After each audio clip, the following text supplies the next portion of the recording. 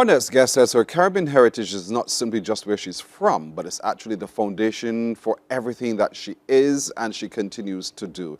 Her name is Petra Baptiste. She is resident in France and she joins us now. Good morning to you.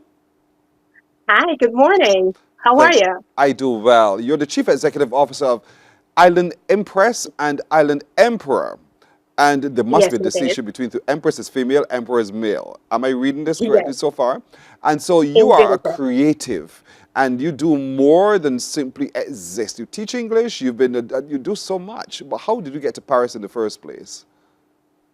Well, before I got to Paris, I was residing in London Mm, and I stayed there for 18 years. But then I got the opportunity to come here after living in England for so long. I thought at the time I was willing to try another country and see what my possibilities or opportunities could be. So when I got that opportunity, I jumped on it. And then I figured if it works out here, then hooray. And if it doesn't work out, I can always return either back to London or I could return to the Caribbean. So it was just trying. But And, then I decided to stay and things are working out. and so for you, home in the Caribbean is St. Lucia, the Helen of the West. So where Yes. exactly in St. Lucia were you born? I was born and raised in Dennery. And Dennery is of two parts. You have Dennery Valley and you Yes. have Dennery Village.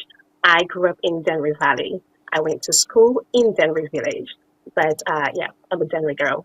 I love the area. I love Dennery. I just love St. Lucia to begin with. And so I see behind you an example of what you do now, which is you're into designs. And so the two companies that you formed, Island Empress and Island Hmm. Emperor, Hmm. also are places where we can see Caribbean creativity and Caribbean culture expressed through your own eyes. So talk to me a little bit about that part of you, which is the designer.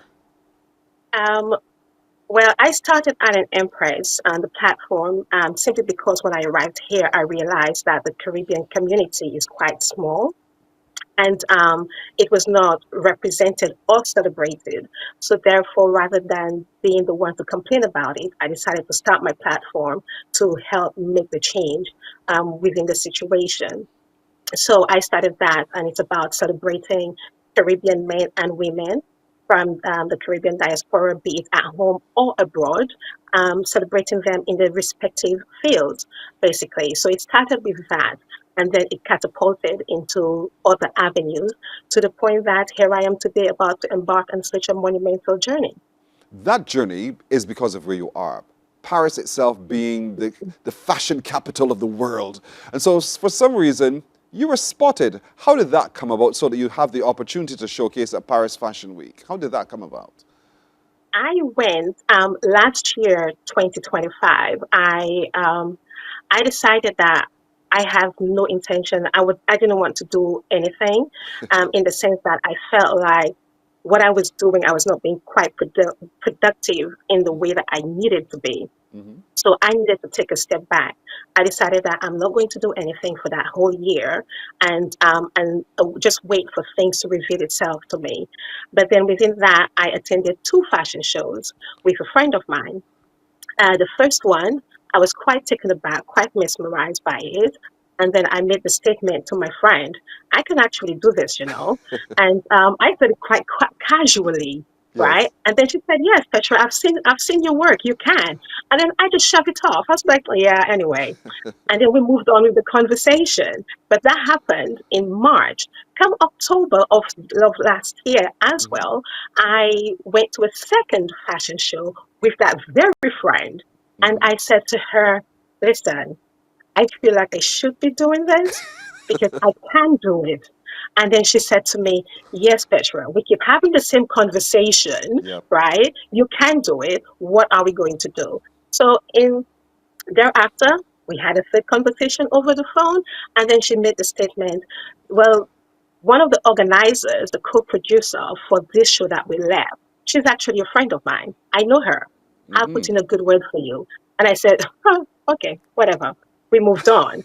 Within an hour, she then returned to me and said, Petra, this is the name Hmm. of the lady that you need to speak to. This is the number. She's expecting your call. I've already spoken in high regards about you and your creative work. She's expecting a call, and the rest is in your hands. And I freaked out. To be honest, I freaked out.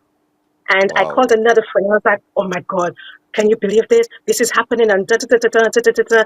And I was already listing the reasons why I should not take the opportunity because I was already running scared. But thankfully, when you have friends in your circle that knows how to calm you down and actually want greatness for you, Mm-hmm. she said to me, you know what? What are we doing? Let's talk, sit back, and let's analyze this, go in depth, and you can do this. And then after that conversation, here we are. I Wow. called the lady back and I said, yes, I would like the opportunity. And right now I'm doing I would. A lot of people ask me if I'm nervous. I am yet to feel nervous about this because I feel like this is my moment. I'm embracing it, and I'm ready for it because I've been doing all the small steps leading towards moments like this. So here I am. Wow, what a story. And you know, it began with your own prophecy when you says, I can do that. And now here it is, Yeah, you have to prepare a collection. Talk to yeah. me a little bit about now dreaming this dream, seeing this dream before you becoming a reality, and now the hard hmm work is to prepare that collection. How are you getting about that? Um, with no sleep. I am currently with the flu as well. But here I am. I went to bed 4 o'clock this morning working on this. When I spoke to Miss Hines this morning, it was already 3 a.m. for me. Wow. But I right now I'm functioning on 3 hours of sleep right now. But You I look am good. determined. I, oh, thank you. It is. I am determined to put a collection that doesn't just resonate with me, but resonate with my Caribbean culture. So I keep telling myself, sleep when the show is done, but let's put in the work right now. Wow. So yeah. I can, help me understand the conversation around your Caribbean culture and by the way that you design. What are people saying about your designs and your styles so that they're really open to purchasing and wearing? Well, my current collection, nobody has seen, so nobody has any intake on that. I refuse to let anybody see that. Not even the sketches. I'm keeping all of that um, quite hush about it. And but for me, my collection, I want what I call wearable collection because sometimes we're going to wear costume. I need to say that my pieces are costume based pieces. I'm not doing dresses and skirts. I'm going solely for for costuming, and simply because I know one that I need to stand out. This is an opportunity that I need to make everybody pay attention to my creative skills, my talent. So costuming is one of my favorite things for me to do, and it feels extremely natural for me. So I'm doing that. But going back to wearable pieces, I want my costumes that even after the show, it is there are pieces that you can still wear. It is still fashionable. You can still wear it with a pair of jeans. You can still wear it for you to go out for dinner. You can still wear it for you to go hang out with the girls or to meet with your partner. And so my collection um, is couture mixed with costuming, if that makes sense. I like it. So Couture mixed yeah, with costume. yeah. And are you doing for males and for females, or are you specifically showing the females? I am doing both. I but my collection is mainly female, but I do have two male models because I want to show my the level of my creative skills. I don't want to pigeonhole myself when it comes to my skills because I would love to have to attain other opportunities out of that. So therefore, I'm showing different ranges to what I can do. Well, I'll prophesy for you now. I believe, and I say now, I declare that publications will follow you and they will want to show you, they will want to talk to you, people will want to buy from you as well. People will see your wearable art to be the wear of the day. And so I encourage you to stay with what you do. The little girl from Dennery in St. Lucia, by way of London, Yeah. finds herself in Paris. And there we are. These are examples of what you do. You're looking at your culture and you're incorporating Yeah. your culture into what we do, what you wear, we wear. Exactly. And that's the whole This beauty is of it. That's what makes you stand out. That's what makes you stand Yes, out. Petra, to you, yes. I say thank you. I say Thank you so merci. much. Do you speak French well? Ah, de rien.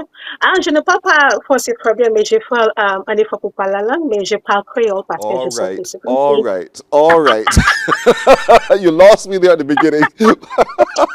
But thank you so much for joining us this morning, and all the best to you on your continued journey to being the Caribbean creative you are and to representing us in those far-flung places and spaces so well and so Indeed. beautifully, never losing your culture. Petra Baptiste, thank you so Thank much you today. so much for having me, and thank you to your viewers for listening. You're Have a very good welcome day. indeed.